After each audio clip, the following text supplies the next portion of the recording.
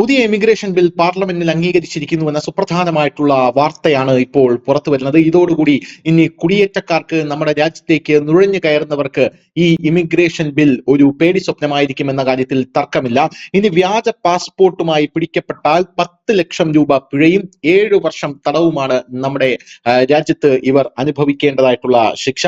പുതിയ immigration bill പാർലമെന്റിൽ അംഗീകരിച്ചതോടുകൂടി കുടിയേറ്റക്കാരടക്കം വലിയ രീതിയിൽ, അതായത് അനധികൃത കുടിയേറ്റക്കാരടക്കം വലിയ രീതിയിലുള്ള ചങ്കിടിപ്പിലാണ് എന്നുള്ള കാര്യത്തിലും തർക്കമില്ല.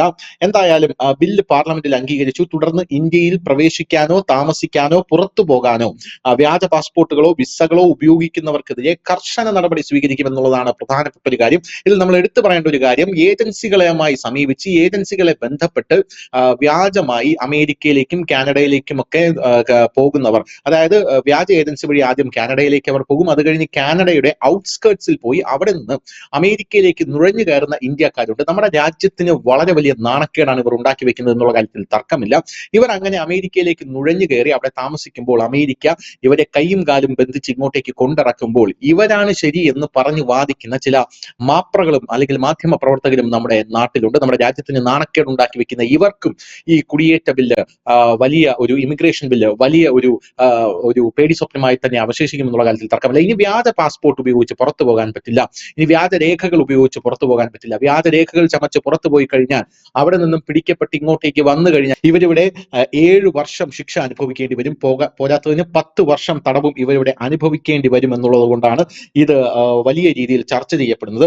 എന്തായാലും വിദേശികളുടെ സഞ്ചാരം നിയന്ത്രിക്കുന്നതിനും പ്രവേശനം നിരോധിക്കുന്നതിനും പുറപ്പെടൽ തടയുന്നതിനും നിർദ്ദിഷ്ട പ്രദേശങ്ങളിലേക്കുള്ള പ്രവേശനം നിയന്ത്രിക്കുന്നതിനുമുള്ള അധികാരം ഉൾപ്പെടെ വിദേശികളുടെ നീക്കവുമായി ബന്ധപ്പെട്ട് കേന്ദ്രത്തിന് കൂടുതൽ അധികാരം ലഭിക്കുന്നതാണ് ഈ പുതിയ ബില്ല് എന്നാണ് നമുക്ക് അറിയാൻ സാധിക്കുന്നത്. ഈ കേന്ദ്ര ആഭ്യന്തര മന്ത്രാലയത്തിന്റെ മേൽനോട്ടത്തിൽ തയ്യാറാക്കിയ ഇമിഗ്രേഷൻ ആൻഡ് ഫോറിനേഴ്സ് ബില്ല് ഹോട്ടലുകൾ, സർവകലാശാലകൾ, മറ്റ് വിദ്യാഭ്യാസ സ്ഥാപനങ്ങൾ, ആശുപത്രികൾ, നഴ്സിംഗ് ഹോമുകൾ എന്നിവ വിദേശികളെ കുറിച്ചുള്ള വിവരങ്ങൾ നൽകേണ്ടത് നിർബന്ധമാക്കിയിട്ടുണ്ട്. ഇനി നിങ്ങൾ അത് നൽകാതിരുന്നു കഴിഞ്ഞാൽ നിങ്ങൾക്കും വലിയ ശിക്ഷാ നടപടികൾ ഉണ്ടാകും നിങ്ങൾക്ക് നേരെയും എന്നുള്ളതാണ് ഈ ബില്ലിലെ മറ്റൊരു സുപ്രധാനമായിട്ടുള്ള കാര്യം എന്ന് പറയുന്നത്.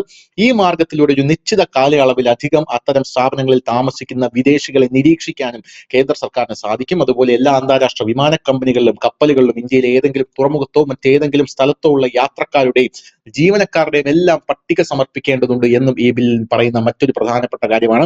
അനധികൃതമായി വരുന്നവർ മാത്രമല്ല, ഇന്ത്യയിൽ കപ്പലുകളിൽ എത്തുന്നവർ, അവർ തുറമുഖത്താണെങ്കിലും എവിടെയാണെങ്കിലും അവരുടെ പട്ടിക അടക്കം ഇനി കേന്ദ്ര സർക്കാരിന്റെ കയ്യിലേക്ക് എത്തും. അവർ അതുപോലും സമർപ്പിക്കേണ്ടതായിട്ടുള്ള ആവശ്യകത ഈ ബില്ല് എടുത്തു കാട്ടുന്നുണ്ട്. മാർച്ച് 11-നാണ് ഈ ബില്ല് ലോക്സഭയിൽ അവതരിപ്പിച്ചത്. അതിന്റെ വ്യവസ്ഥകൾ അനുസരിച്ച് വ്യാജ പാസ്പോർട്ട്, മറ്റ് യാത്രാരേഖയോ വിസയോ ഉപയോഗിച്ച് ഇന്ത്യയിൽ പ്രവേശിക്കുകയോ താമസിക്കുകയോ ഇന്ത്യ വിടുകയോ ചെയ്യുന്ന ആർക്കും കുറഞ്ഞത് 2 വർഷം തടവ് ശിക്ഷ ലഭിക്കും. ഈ ശിക്ഷ 7 വർഷം വരെ നീട്ടാനുള്ളതാണ് ഈ ബില്ല് എന്നുള്ളതാണ് മറ്റൊരു പ്രധാനപ്പെട്ട കാര്യം. കൂടാതെ ഇത്തരക്കാർക്ക് കുറഞ്ഞത് 10 ലക്ഷം രൂപ പിഴയും നൽകണം എന്നുള്ളതാണ് ഈ ബില്ലിന്റെ പ്രധാനപ്പെട്ട കാര്യം. സാധുവായ പാസ്പോർട്ടോ മറ്റ് യാത്രാരേഖകളോ ഇല്ലാതെ ഇന്ത്യയുടെ ഏതെങ്കിലും ഭാഗത്ത് പ്രവേശിക്കുകയും രാജ്യത്ത് ഇങ്ങനെ പ്രവേശിക്കുന്ന വിദേശികൾക്ക് 5 വർഷം വരെ തടവും 1 ലക്ഷം രൂപ വരെ പിഴയും ലഭിക്കും. 5 ലക്ഷം രൂപ വരെ പിഴയോ രണ്ടും കൂടെയോ ചുമത്താം. എന്തായാലും കുടിയേറ്റം, താമസം, വിസ എന്നിവയ്ക്ക് പുറമെ വിദേശികൾക്ക് യാത്ര ചെയ്യാൻ പ്രത്യേക അനുമതി ആവശ്യമുള്ള ചില മേഖലകൾ ഇന്ത്യയിലുണ്ട്. വടക്ക് കിഴക്കൻ മേഖലയിലെ നിരവധി സംസ്ഥാനങ്ങൾ മുഴുവൻ, ആൻഡമാൻ നിക്കോബാർ ദ്വീപുകൾ, ജമ്മു കശ്മീർ, ഉത്തരാഖണ്ഡ്, ഹിമാചൽ പ്രദേശ്, രാജസ്ഥാൻ എന്നിവയുടെ ചില ഭാഗങ്ങളും ഇതിൽ ഉൾപ്പെടുന്നു എന്നുള്ളതാണ് മറ്റൊരു പ്രധാനപ്പെട്ട കാര്യം. രാജ്യസുരക്ഷയെ കൂടെ മുന്നിൽ നിർത്തിയാണ് ഈ ബില്ല് അവതരിപ്പിച്ചിരിക്കുന്നത്, ഈ ബില്ല് പാസ്സായിരിക്കുന്നത് എന്നാണ് നമുക്ക് മനസ്സിലാക്കാൻ സാധിക്കുന്നത്.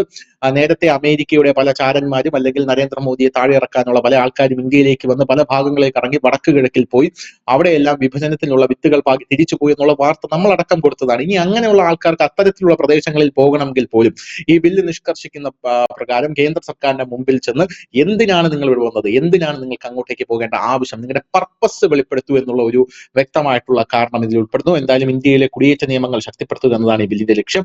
വിദേശികളുടെ ഒഴുക്ക് കൂടുതലുള്ള സ്ഥലങ്ങളിൽ നിയന്ത്രണം ഏർപ്പെടുത്താനും നടപടിയെടുക്കാനുള്ള അവകാശം കേന്ദ്ര സർക്കാരിന് പൂർണ്ണമായുണ്ട്. ഇത് പ്രകാരം ഒരു സ്ഥാപനത്തിന്റെ ഉടമയ്ക്ക് പരിസരം അടച്ചുപൂട്ടാനും നിർദ്ദിഷ്ട വ്യവസ്ഥകളിൽ അത് ഉപയോഗിക്കാൻ അനുവദിക്കാനും വിദേശികൾക്ക് പ്രവേശനം നിഷേധിക്കാനുമുള്ള അവകാശം നൽകിയിട്ടുണ്ട് എന്നുള്ളതാണ് വേറൊരു കാര്യം.